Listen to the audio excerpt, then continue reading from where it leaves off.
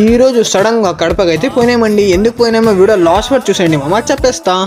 Hello friends, నేను మీరు అల్చిమా కుర్రండి. Welcome back to my new video. ఈ రోజు వచ్చేసి నేను మా ఫ్రెండ్ గారు వచ్చేసి అన్ఎక్స్పెక్టెడ్లీ కడపకైతే పోతున్నామండి. ఎందుకు పోతున్నామో వీడియో లాస్ట్ వరకు చూసేయండి మామ, చెప్పేస్తా.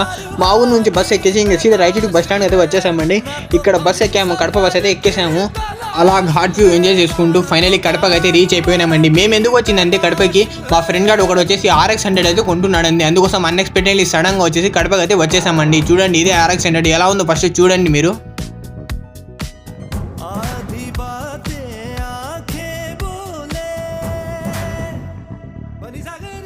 చూసారు కదా మామ ఎలా ఉందో, తప్పకుండా కామెంట్ సెక్షన్లో కామెంట్ చేయండి మామ ఎలా ఉందో. ఇది వచ్చేసి RX135 మామ. చాలా రోజుల నుంచి అనుకుంటున్నాడు మా ఫ్రెండ్ గారు కొనాలరా RX అని. కాకపోతే డబ్బులు సెట్ కాలేమమ్మ. ఈ రోజు వచ్చేసి డబ్బులు సెట్ అయిపోయినాయి. అందుకోసం సడన్గా కడపకి వచ్చేసి బండి అయితే కొనేసాము. అక్కడ నుంచి ఇంకా డీజిల్ వేసుకుని సీదా ఇంటికి అయితే బయలుదేరేసాము మామ. మా ఫ్రెండ్ గారు వచ్చేసి చాలా హ్యాపీ అయిపోయినాడండి.